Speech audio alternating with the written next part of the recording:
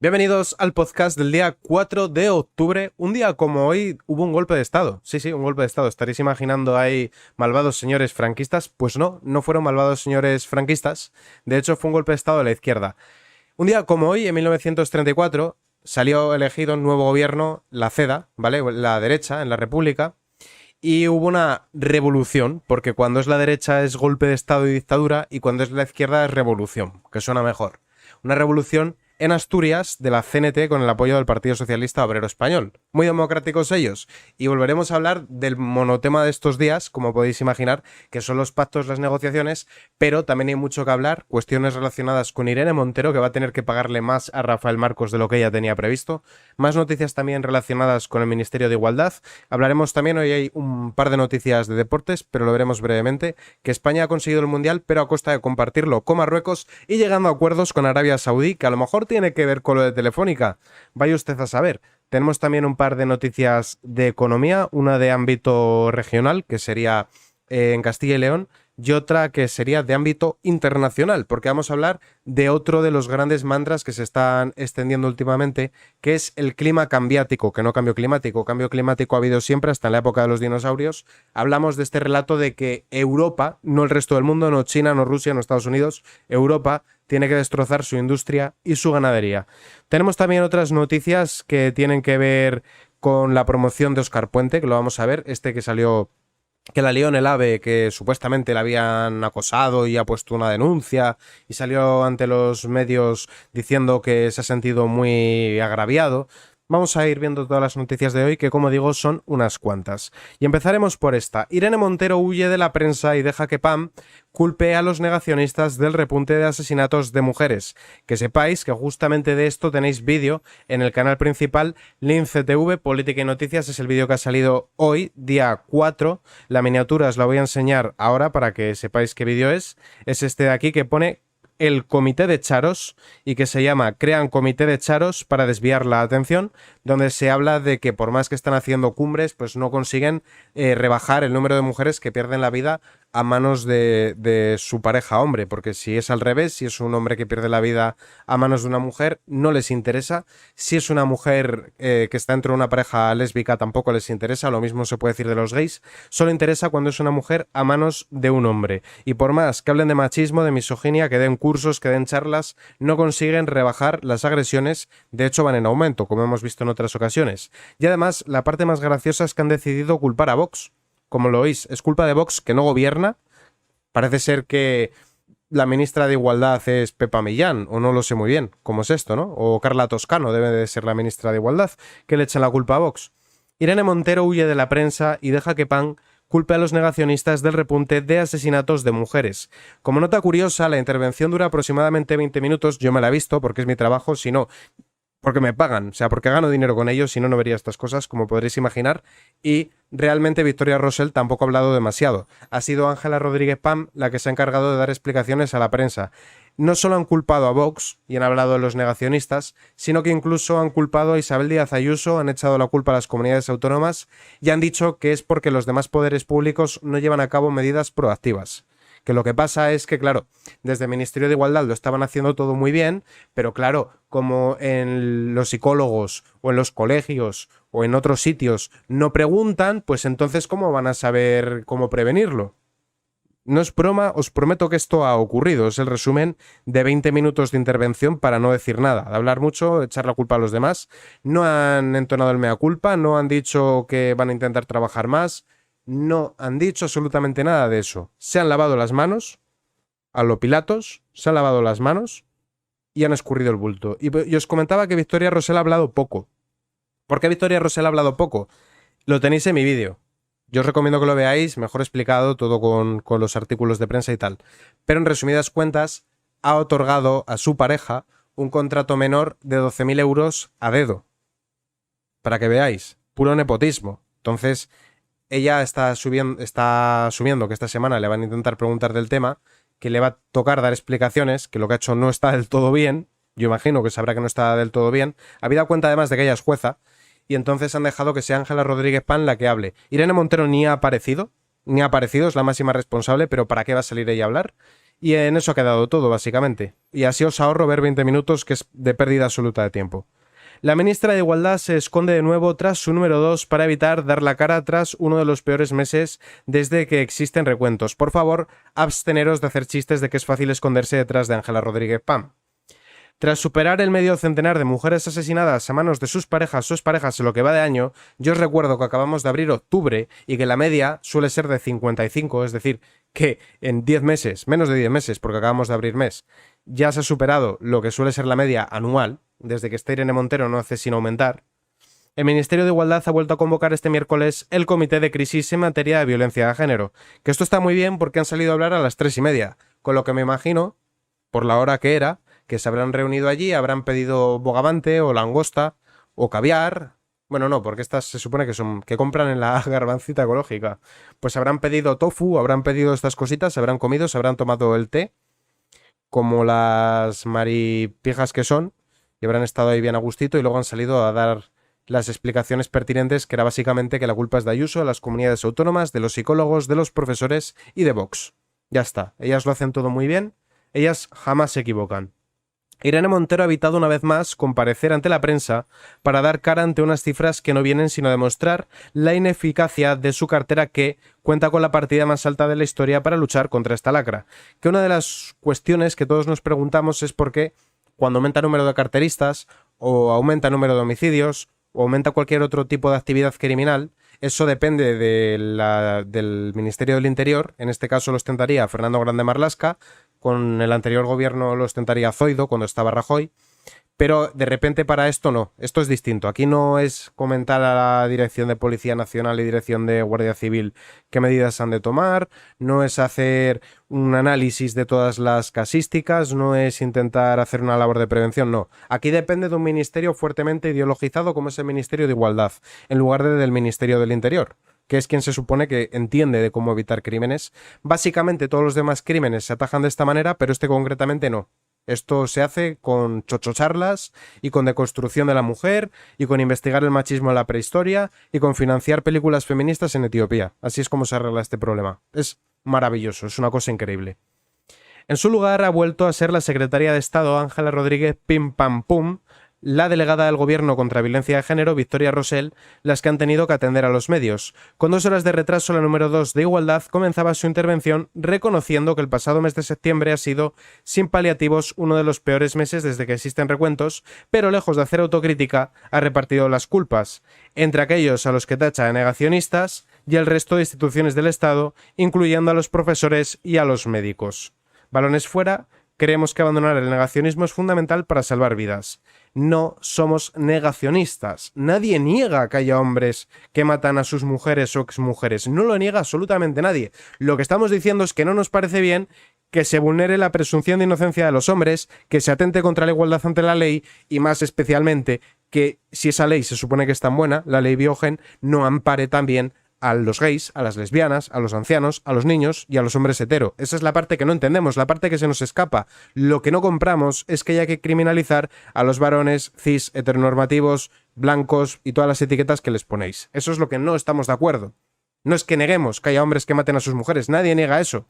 De hecho, es que nosotros queremos evitar que cualquier persona pierda la vida, y sabemos que con vuestras políticas y a los datos que tú has sacado, Ángela Rodríguez Pan, me remito, no se consigue reducir ese problema. Eso es lo que estamos diciendo. Si de mí dependiese, se endurecerían aún más las penas. Pero para todos, independientemente del sexo y la orientación de la víctima y del victimario. Nadie quiere que esto ocurra, todos lo condenamos, nadie lo niega. Sois vosotras las que sois un obstáculo, las que en lugar de intentar evitar este problema con políticas útiles y políticas que respondan a los datos, al método científico, a informes policiales, estáis intentando resolverlo en base a politizar e ideologizar a la sociedad y de enfrentar. Ese es el rollo. Y encima os estáis lucrando por el camino. Porque ¿cuánto gana Ángela Rodríguez Pan? 123.000 euros para salir y decir que en este país los hombres violan y mucho, que a la madre Abascal le tenía que haber abortado y por reírse de que está escarcelando agresores. Bueno, por eso y por decir que los médicos hacen mal su trabajo, porque deberían de decir que un cuerpo obeso es un cuerpo igual de válido, a pesar de que un cuerpo obeso lleva aparejadas una serie de enfermedades. Pero bueno, en fin, ya sabéis cómo funciona esto. Igualdad apunta a Vox y su negacionismo por el auge de los asesinatos de mujeres. Pues sí, es que nos ha jodido Mayo con las flores. Resulta que estaba Vox gobernando y no nos habíamos enterado. Es increíble, ¿eh? Es increíble. Están gobernando ellas, pero por lo visto están en la oposición. Desde que en 2003 se contabilizan los asesinatos de mujeres a manos de sus parejas o exparejas, este septiembre, con 10 feminicidios, ha sido el más trágico. Ya son 50 las víctimas mortales contabilizadas en el Ministerio de Igualdad. En opinión del gabinete de Irene Montero, el negacionismo no vía referencia a Vox y el silencio cómplice de la sociedad es el responsable, y esta es la autocrítica que la secretaria de Estado de Igualdad, Ángela Rodríguez Pan, ha hecho al término del comité de crisis. Perfecto, pues no ha reconocido absolutamente nada de lo que ha hecho. A ver, yo entiendo que en el sector privado, no sé, si a ti te dan un año 180 millones, al siguiente te lo aumentan a 200 y pico millones, luego te lo multiplican por 2 y te dan 450 millones y luego te lo aumentan a 500 y pico. Y sales, como salió Irene Montero hace unos días, pidiendo 1000. No, me tenéis que dar 1000 millones, porque no tal. Y luego te dicen, a ver, dame resultados porque cada vez te estamos duplicando el presupuesto del ministerio. ¿Dónde están los resultados? Ah, pues mira, los resultados son que han aumentado las agresiones sexuales, que ha aumentado la violencia de género, que han aumentado los feminicidios. ¿Y tienes la osadía de pedir más? Es que en cualquier trabajo en el sector privado, a ti te despiden. En cualquier empleo, si tú ofreces estos resultados, a ti te echan a la calle de una patada en el culo y espérate que no te denuncien. Y en cambio aquí vemos que lejos de decirle, oye, te vamos a destituir porque eres una inepta y además por tu soberbia no remendas nada de lo que haces. O en lugar de que salga ella misma y dimita, en lugar de todo eso estamos viendo que pide más dinero. Y no contenta con ellos, que salió el otro día, bueno, el otro día no salió, hoy en Radio Televisión Española, Yone Belarra, diciendo que el PSOE tiene que ser un partido responsable y que ha de mantener a Irene Montero en el Ministerio de Igualdad. Es que si Irene Montero continúa 4 años más en el Ministerio de Igualdad, a lo mejor extingue a las mujeres españolas. Así de sencillo, a lo mejor acaba con todas las mujeres. Es lo que pasa cuando ella está al mando. Continúa la nota de la siguiente manera. Ha sido uno de los peores meses de septiembre de la serie histórica. Hay que abandonar el negacionismo y romper con el silencio cómplice con los agresores. ¿Está acusando a Vox de ser cómplice de los agresores? ¿Está acusando a Vox de que está encubriendo a los agresores? Porque es lo que se entendería de esto, ¿no? Por otra parte, Irene Montero tendrá que abonarle 4.500 euros más a Rafael Marcos. El Supremo obliga a Irene Montero a pagar, 5.400 euros más al hombre al que llamó maltratador, es decir, Rafael Marcos. El Tribunal Supremo ha decidido aumentar la multa a la ministra de Igualdad en funciones, Irene Montero, por acusar sin pruebas a un español de ser maltratador. La también alto cargo de Podemos tiene que pagar otros 5.400 en concepto de intereses de demora y costas procesales a Rafael Marcos. Que a esto también hay que agregar que se ha metido a trámite la querella contra Ángela Rodríguez Pan. Ambas cosas las tenéis, bueno, de hecho es que lo hemos comentado largo y tendido. Todo el proceso de denuncias de Rafael Marcos lo he ido siguiendo en el canal principal, InfoTV Política y Noticias, y ahí tenéis cómo el Supremo estuvo a punto de embargar a Irene Montero, cómo finalmente Irene Montero terminó pagando, pero no pidió disculpas en un medio, en un periódico nacional, que es a lo que le habían condenado, a leer la sentencia. Ya, pues eso, mira, me han fallado esto, que yo he dicho esto y que este hombre no es tal cosa. No lo está haciendo. Y también tenéis vídeo de lo de Ángela Rodríguez Pam. Rafael Marcos, el exmarido de María Sevilla, la expresidenta de Infancia Libre, condenada por sustracción de menores. En el auto de ejecución de sentencia, los magistrados añaden 500-400 euros a los 18.000 euros de indemnización que ya pagó Montero por presentar a Marcos como un maltratador. La expareja de María Sevilla, Rafael Marcos, registró el texto ante el tribunal después de que el pasado junio la Sala de lo Civil estimara parcialmente su demanda y condenara a Montero a pagar 18.000 euros.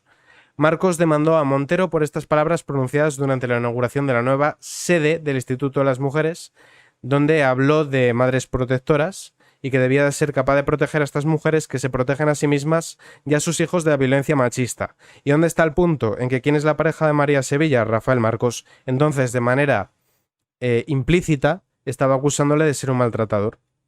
Los jueces amparan a Rafael Marcos y aquí lo desarrollan un poquito más, pero como ya lo tenemos explicado en otros vídeos que os recomiendo que veáis, no vamos a reincidir más en el caso porque quedan muchas noticias por ver. Hablando de la justicia, recordaréis el caso de un hombre de Baleares que defendió su domicilio y a su mujer, un anciano, de un ladrón. Entraron, creo recordar que eran 4 y a uno lo mató.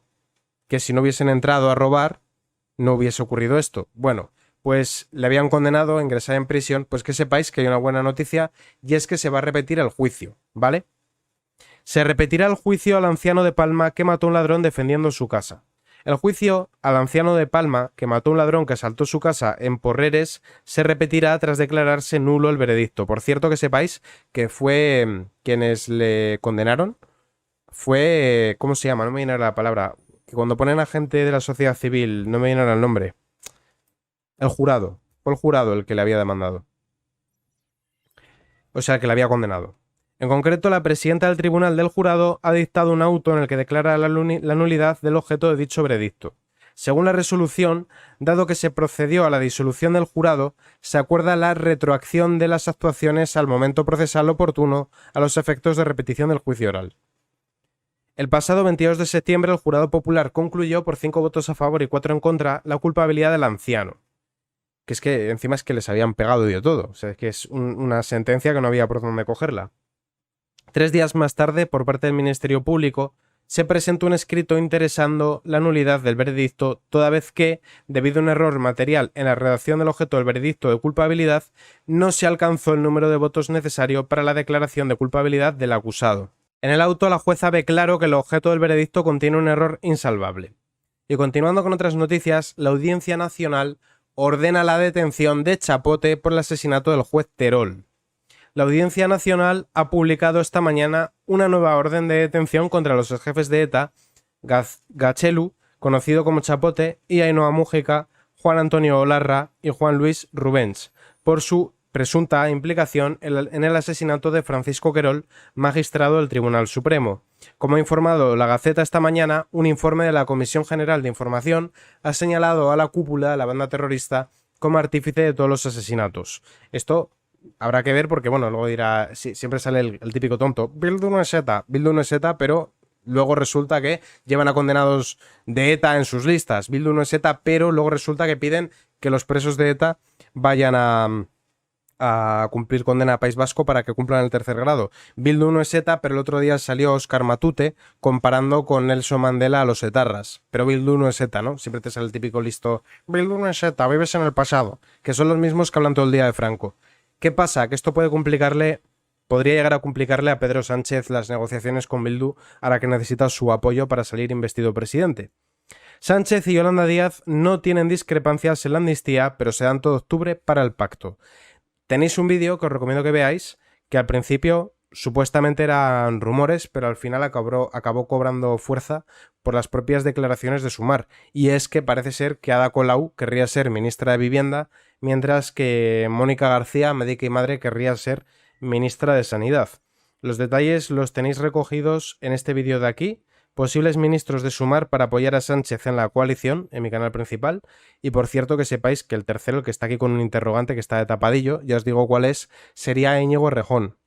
Íñigo Errejón. ¿Por qué pasa esto? Bueno, Yolanda Díaz, a todas esas mareas que le han apoyado para crear Sumar, les tiene que dar algo a cambio. Y ese algo a cambio son sillones. Entonces, suenan como ministros. Ya os podéis imaginar el problemón que sería que estos señores, vamos a decirlo así, fuesen ministros de nada. Acabarían haciendo buena a Ione Belarra, porque la ley de vivienda que puede llegar a hacer Ada Colau sería todavía más lesiva que la de Belarra. Los líderes de PSOE y Sumar, Sánchez y Yolanda Díaz, han constatado este miércoles que no tienen discrepancias de fondo sobre la amnistía, pero sí que existen diferencias importantes en temas sociales. Desde Sumar no nos conformamos, queremos un gobierno que reduzca la jornada laboral, suba salarios y aborde el problema de la vivienda. Perfecto, o sea, trabajas la mitad y cobras el doble. Qué bien, ¿no? Podrían haberlo hecho, pues, yo qué sé, que cobres 15.000 euros el minuto y que trabajemos el sábado y el domingo. Por ello, se ha emplazado a intensificar los contactos de aquí a finales de octubre para cerrar los acuerdos de investidura y legislatura. Álvarez ha subrayado que las diferencias se centran en el impulso de los avances en materia social y laboral. ¿Y sabéis quién es uno de los que van a negociar? ¿Quién es uno de los que van a ponerse aquí a dialogar? Pues ni más ni menos que Óscar Puente. Sánchez asciende a Óscar Puente al equipo negociador tras su duro discurso contra Feijóo. El PSOE comienza las reuniones oficiales con los grupos parlamentarios con un encuentro entre Pedro Sánchez y Yolanda Díaz que ha durado poco más de una hora. Ferraz ha designado de manera oficial un equipo negociador. Hasta ahora ya existía un equipo que ha ido desbrozando el camino con los separatistas catalanes y vascos. Se trataba de María Jesús Montero, vicesecretaria general del PSOE, y Santos Cerdán. De hecho, recordaréis que salió María Jesús Montero en rueda de prensa diciendo que lo que unía a todos estos partidos, es decir, Sumar, Bildu, Esquerra, Junts y el PNV, era su amor por España. Increíble, ¿no? Lo que tiene Bildu, lo que caracteriza a Bildu, si hay una cuestión que define a Bildu perfectamente, eso es sin duda su amor por España. Yo creo que todos estaremos de acuerdo, ¿no? A ti te dicen Bildu y lo primero que se te viene a la mente es que aman a España, ¿a que sí? Por eso intentaron independizarse a bombazos y pegando tiros por la nuca, ¿no? Porque amaban muy fuertemente a España. Hasta ahora ya existía un equipo, como veíamos, y Óscar Puente ha sido ahora elevado también para negociar, más Pilar Alegría y Félix Bolaños. Perfecto, bueno, unos negociadores espectaculares. También asciende Hannah Haloul, secretaria de Política Internacional del PSOE y muy bien valorada por el presidente. También estaría José Ramón Gómez Besteiro, es líder del Partido Socialista de Galicia, y el portavoz del PSOE encargado de defender la reforma del reglamento en el Congreso para hacerlo plurilingüe. Sánchez consultará también con Salvador Illa y luego con la comisión negociadora que tomará el relevo. De hecho, el único partido al que ha vetado Sánchez es a Vox. Tiene su gracia. El partido que ha llevado más recursos de inconstitucionalidad es el partido que parece ser que no se quiere reunir con ellos. Lo entiendo, tampoco creo que desde Vox tenga ningún interés en reunirse con Pedro Sánchez, pero es que no sé si recordáis que en el propio debate que hubo entre Feijóo y Pedro Sánchez definió a Vox como un partido constitucional. O sea, que ahora de repente decir, no quiero reunirme con ellos. Pues no lo sé. Alerta en el Supremo. Sánchez colonizará el alto tribunal con jueces izquierdistas por 20 años tras asaltar el Consejo General del Poder Judicial. El Tribunal Supremo se encuentra en alerta después de que el Tribunal Constitucional de Conde Pumpido allanase el asalto de Pedro Sánchez al Consejo General del Poder Judicial. El Tribunal de Garantías avalaba este lunes la reforma del Consejo General del Poder Judicial aprobada por el Ejecutivo. Y diréis, ¿dónde está el problema? Va a saltar otro tribunal. ¿Dónde está el problema? Este es especialmente significativo. Porque a un político que está aforado no se le juzga por la justicia ordinaria. A un político se le juzga por la Sala 2 de lo Penal del Tribunal Supremo. Dicho de otra manera, es que no sé si veis la gravedad, dicho de otra manera, es que Sánchez va a nombrar al único que podría llegar en algún momento determinado a juzgar a Sánchez en caso de que hiciese algo malo. La sentencia de la que era ponente la magistrada izquierdista María Luisa Balaguer afirma que la Constitución únicamente determina de forma clara y unívoca que la duración del mandato de los vocales del Consejo General del Poder Judicial es de 5 años, periodo en el que están en el pleno ejercicio de sus atribuciones, no pudiéndose deducir de esta previsión la prohibición de que el legislador limite las funciones del Consejo.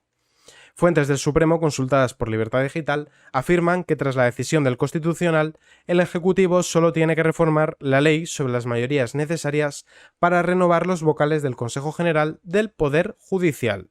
Las mismas fuentes consultadas denuncian que una vez el gobierno de Sánchez controle completamente el Consejo General del Poder Judicial, colonizará el Tribunal Supremo. Esto yo creo que era lo de todo atado y bien atado, ¿no? Esto está muy bien, esto tiene que ser divertido. Esto tiene que ser una maravilla, ¿no? Tú nombras los jueces, tú nombras la fiscalía, tú nombras a los asesores, nombras todos los poderes públicos. Oye, ¿qué diferencias hay entre una dictadura y esto? ¿Que elegimos a los representantes? Sí, pero es que se supone que el poder emana del pueblo. Pero realmente a ti te estarían dando a elegir quién prefieres que sea tu dictador.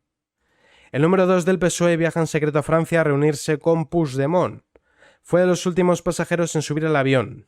Ni en su propio equipo conocían su desplazamiento a París, del que tras la insistencia de este periódico aseguraba que si es así, no es por nada del partido, pero Santos Cerdán iba acompañado de su adjunto en la Secretaría de Organización, Juan Francisco Serrano. Ambos volaron a la capital de Francia, país en el que se encuentra Carles Puigdemont, concretamente en Estrasburgo. Santos Cerdán y Juan Francisco Serrano, según ha podido saber OK Diario, viajaron a París a bordo del vuelo IB 3436 de la compañía Iberia. Con 3 minutos de retraso, a las 9:48 de la mañana despegaron, tocó suelo el aeropuerto parisino de Orly a las 11:37 con 8 minutos de antelación, y Santos Cerdán y Serrano, que se sentaban juntos en la fila 35, fueron los últimos en salir. Ante la mirada de algunos pasajeros e incluso algún tímido irán a rendir pleitesía a Puigdemont, que está en Estrasburgo. Pues muy bien, perfectísimo. Bien, ¿no? O sea, hablábamos antes, parece ser que los de Sumar... Bueno, esto no se lo creía nadie. Lo de que había ido Yolanda Díaz en calidad de líder de Sumar. Todos sabíamos que había ido como un viaje de Estado, que iba en representación del gobierno, en su calidad de vicepresidenta. Pero bueno, es que es Yolanda Díaz, el PSOE no va a hacer eso. El PSOE no va a hacer eso, el PSOE lo acaba haciendo. Lo que pasa que, claro, primero mandamos a Yolanda y se abre el debate de si está bien negociar con ellos. Ya empezamos a hablar, ya empiezan a salir tímidos, sí está bien. Ya empiezan a aparecer frases como alivio penal. Luego ya se empieza a hablar, ¿veis cómo me voy moviendo para la izquierda, no? Y luego ya se empieza a hablar de, por ejemplo, que no había que judicializarlo y que es un problema político. Luego ya va gente del PSOE y poco a poco van moviendo la ventana de Overton. Y al final la propia sociedad lo aplaude y dice, qué maravilla que tenemos a diplomáticos que en lugar de arreglar todo por la vía penal, lo arreglan hablando y dialogando, y qué maravilloso es el diálogo, que de facto es ceder ante chantajes. Ahora vamos a entrar ya en materia de deportes. Lo primero no es ni una noticia, simplemente lo vamos a comentar por encima. El PSOE quita el nombre de Alfonso Pérez al estadio de Getafe por un polémico comentario. El exfutbolista criticó que las futbolistas de la selección pidiesen cobrar lo mismo que sus compañeros. Y la noticia que nos trae es esta de aquí. Quiero que os fijéis en los países implicados. España se hace con el Mundial del 2030, es que la fecha encima manda narices, ¿no? España se hace con el Mundial 2030 tras incluir a Marruecos y negociar con Arabia Saudí. ¿Qué ha pasado recientemente? El Qatargate, también relacionado con el fútbol, pero que implicó a eurodiputados, empezó a involucrar a Marruecos, supuestos diputados, eurodiputados que cobraban de Marruecos, subvenciones raras a Marruecos. Se reconoce la marroquinidad del Sáhara y aparece por medio de Arabia Saudí, que justamente gracias a un Real Decreto aprobado en Consejo de Ministros, mientras la gente estaba pendiente de las elecciones, se facilitó que Arabia Saudí comprara parte de Telefónica, que es una empresa de seguridad de interés nacional. Pero bueno, oye, a ver. Es que yo soy muy mal pensado, es un fallo que tengo, ¿no? Que cuando gobierna la izquierda me espero lo peor. La FIFA ha concedido a la organización del Mundial 2030 la candidatura formada por España, Portugal y Marruecos, al llegar a un acuerdo con el país del norte de África y desistir a Arabia Saudí de presentar candidatura. Como avanzó en su momento Voz Populi, el llamado escándalo Rubiales al hilo del Mundial femenino apenas ha hecho mella las opciones de la candidatura ibérica, porque realmente lo de Rubiales ha sido una tontería. Si lo pensáis en frío, si lo de Rubiales hubiese ocurrido en otra fecha, se alinearon los astros a favor de Irene Montero. Echenique e Irene Montero empezaron a hacer ruido porque era su libro y de alguna forma se tenía que hacer notar después de que fuese purgada de Sumar por Yolanda Díaz.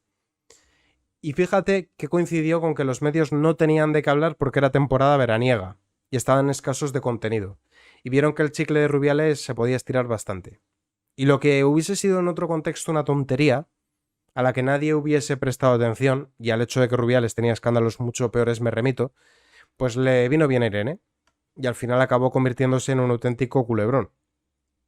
Como guiño a los países organizadores del primer mundial, en 1930, los primeros 3 partidos del torneo se jugarán en Uruguay, Argentina y Paraguay. O sea que esto, hemos pasado de pelear el mundial para España, de que sea en España que ganamos un mundial en 2010 y ahora hemos ganado con la selección femenina, hemos pasado de luchar porque se haga el mundial en España, que va a ser España, pero con Portugal, pero con Marruecos, pero dándole cosas a Arabia, pero con Uruguay, pero con Argentina, pero con Paraguay. Pues entonces aquí 7 países involucrados. Al final, ¿esto qué tiene de mundial de España? Igual solo ocurre un partido. Este paso solo va a haber un partido en España. Te tienes que reír, ¿no? El encuentro que dará rienda suelta a la mayor fiesta del mundo del fútbol se celebrará en Montevideo, como ocurrió el primer mundial de la historia. En cualquier caso, los 3 combinados sudamericanos tendrán que conseguir su boleto al mundial jugando sus propias eliminatorias, a diferencia de España, Portugal y Marruecos. Entramos ya en materia de, política internacional. Exteriores investiga un posible incidente en Gibraltar entre un buque de la Royal Navy y una patrullera de la Armada. Esto es algo que se va reiterando en el tiempo y que ya empieza a aburrir.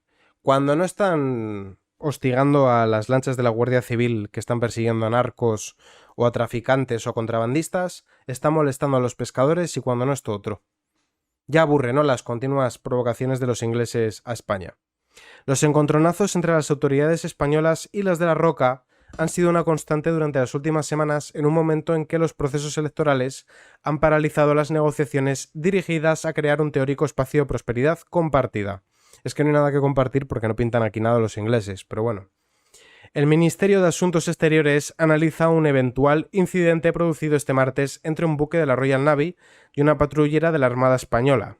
El episodio, desvelado por el subdelegado del gobierno en Cádiz, se produce en medio de las negociaciones dirigidas a garantizar un espacio de prosperidad compartida. Mirad que son redichos, cursis y cutres los políticos. Espacio de prosperidad compartida. ¿Cómo le meten rimbombancia a las palabras, eh?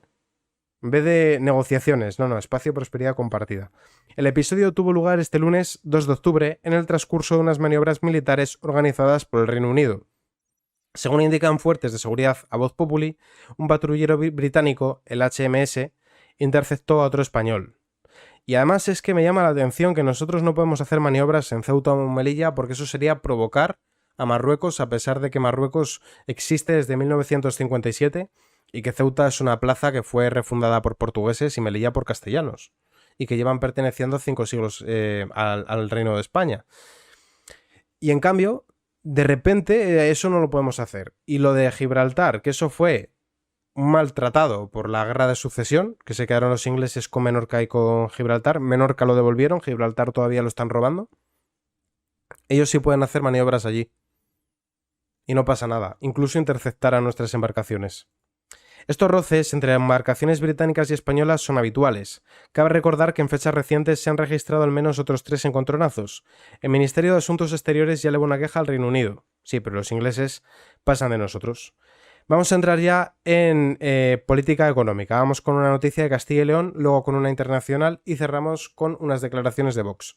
La Junta de Castilla y León formaliza las bonificaciones para agricultores y ganaderos. La Junta de Castilla y León publicó hace algunas semanas una convocatoria para solicitar ayuda por la sequía que ha afectado a la región. Dentro del plazo que cerró el pasado 29 de septiembre, la Junta ha recibido 13.485 peticiones de reconocimiento de derecho a suscribir préstamos. Daos cuenta de que sí que es verdad que este año ha llovido bastante poco. Pero ¿cómo hubiese sido este año si no hubiese sido por la cantidad de diques, acequias y azudes que ha demolido este gobierno en su cruzada contra el campo? Que luego hay un detalle que a veces obviamos, pero mucha gente del ámbito rural vota al PSOE. Que eso es un poco para hacerlo mirar, ¿no? ¿Qué empujaría a un agricultor a votar por el Partido Socialista Obrero Español? Que luego nos mete aquí tratados para traer cítrico de Marruecos o de Sudáfrica y tal. Pero, en fin, son cosas. O subvencionan el que Marruecos plante olivares, cuando se supone que es un sector estratégico de España. Con la formalización de estas peticiones, el total del préstamo ascendería a 564 millones de euros. Pues mientras Irene Montero hace charlas del machismo en la prehistoria, otros ayudan a los agricultores afectados por las malas políticas del Estado central a tirar para adelante. Que yo creo que los impuestos han de ser reducidos, pero hay una parte del gasto público que yo lo entiendo, atendiendo al principio de necesidad. Si el gasto público fuese para esto, uno no pondría tan mala cara a la hora de pagar impuestos. El problema es que vemos que hay otros que su manera de gobernar pues es dar 1.000 pavos a Carla Galeote para que dé una charla feminista y cosas de esas. La Consejería de Agricultura, Ganadería y Desarrollo Rural, gestionada por Vox, ha anunciado que bonificará con un máximo de 60 millones de euros los intereses de dichos créditos. Esta medida ha sido acogida con gran entusiasmo entre los afectados, dado que supone una ayuda efectiva al sector agrícola y ganadero. Hasta los ecologistas empiezan a admitir que no hay emergencia climática, noticia de Libre Mercado. Cada vez son más las voces que alertan sobre la gran mentira del alarmismo climático, desde antiguos activistas de Greenpeace a expertos del IPCC. Por cierto, según Greta, ya habría acabado el mundo el verano pasado. No sé si os acordáis que ya había, no sé si fue en la ONU o dónde fue, pero Greta había dicho en el 2000, creo que en el 2019, faltan 4 años para el fin del mundo, porque no se va a poder revertir el clima cambiático que nos va a llevar a todos por delante. Y eso fue en verano, de hace 4 años. Y ya estamos en octubre, y yo veo que el mundo sigue funcionando, ¿no? En fin. No todos los ecologistas piensan lo mismo sobre el cambio climático y sus catastróficas consecuencias para el futuro del planeta. Este es el caso de Patrick Moore, cofundador de Greenpeace y actual director del CO2 Coalition, una fundación apartidista que educa a los líderes políticos y al público sobre las importantes contribuciones del dióxido de carbono tanto a la naturaleza como al conjunto de la economía. Participó activamente en la primera campaña de Greenpeace contra las pruebas de bombas atómicas y tras doctorarse en ecología, estuvo 15 años en el comité directivo de la organización. Como resultado, las nuevas campañas se centraban más en utilizar el sensacionalismo, la desinformación y el miedo para atraer donantes. La prueba de ello es que en lugar de que salga un meteorólogo, bueno, también yo tengo parte de culpa, ¿no? Por no saber pronunciar eso bien. O un zoólogo, o un arqueólogo, un geólogo, un botánico, diciéndote, pues mira, hemos estudiado esto y hemos visto esto otro. No, no es eso lo que estamos viendo. Estamos viendo que te sale Javier Bardem, que te sale Alejandro Sanz, que te sale la Greta Metralleta, y dices tú, a ver, es que yo no dudo que esta persona esté comprometida con proteger el planeta, no lo pongo en duda, pero es que no es una autoridad. Lo que pasa es que un mensaje político cala más si te lo dice un niño o si te lo dice un famoso que si te lo dice un adulto. El tema es que algunos no queremos que nos apelen a las emociones, algunos queremos datos, queremos que nos demuestren de forma lógica lo que están diciendo. Y que sea un científico, que sea un comité, que sea gente seria y que te enseñe las pruebas. Un día caí en la cuenta de que la mayoría de las historias de miedo que aparecen hoy en los medios de comunicación se basan en cosas que son invisibles como el CO2 y la radiación, o muy remotas como los osos polares. Por lo tanto, el ciudadano medio no puede observar y verificar la veracidad de estas informaciones. De hecho, aquí ahora están haciendo en el tiempo los mismos mapas de hace unos años. En lugar de ponerte la gradiente de color que emplean, que te vaya del verde al naranja, te la ponen del amarillo al rojo y tú ves esos colores que vinculamos al fuego y parece que es el fin del mundo y luego ves la temperatura y te marca 29 grados en agosto, ¿no? En fin. Este es mi esfuerzo después de 50 años como científico, sacar a la luz la desinformación y las mentiras descaradas que se utilizan para asustarnos a nosotros y a nuestros hijos sobre el futuro de la Tierra. Se nos dice que la energía nuclear es muy peligrosa cuando las cifras demuestran que es una de las tecnologías más seguras. Se nos dice que los osos polares se extinguirán pronto cuando su población ha crecido de forma constante durante 50 años. Nos dicen que hay algo nocivo en los cultivos con alimentos modificados genéticamente cuando es invisible, no tiene nombre ni fórmula química. Nos dicen que los graves incendios están causados por el cambio climático cuando en realidad están causados por una mala gestión de la carga de combustible, madera muerta, en el bosque. Nos dicen que todos los arrecifes de coral morirán en 2100, cuando en realidad los arrecifes de coral más diversos se encuentran en los océanos más cálidos del mundo. Moore sentencia, todas estas historias de miedo y muchas más sencillamente no son ciertas. Y ahora vamos con la última nota con la que cerramos hoy todo esto. Vox se opone a dar un altavoz a los fanáticos del clima en el Senado para que ataquen la industria y el sector primario español. Quieren estudiar en ponencia la seguridad y el impacto ambiental de las grandes instalaciones industriales. Sin embargo, conociendo el fanatismo climático que profesa la mayoría de esta Cámara, desde Vox no podemos facilitar la creación de un nuevo altavoz que ataque nuestra industria y sector primario.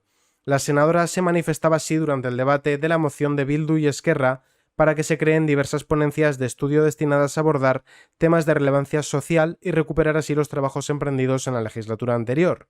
Y les ha recordado que quien acaba pagando la factura climática y los impuestos verdes son siempre los españoles de a pie. Gómez ha recordado que crear ponencias es dilatar las soluciones, lo que hay que hacer, ha explicado, es ejecutar medidas de protección de los más vulnerables y de todas las víctimas, y es que los dos partidos proponentes tienen unas motivaciones e intenciones que van siempre en contra del interés general y el bien común de los españoles.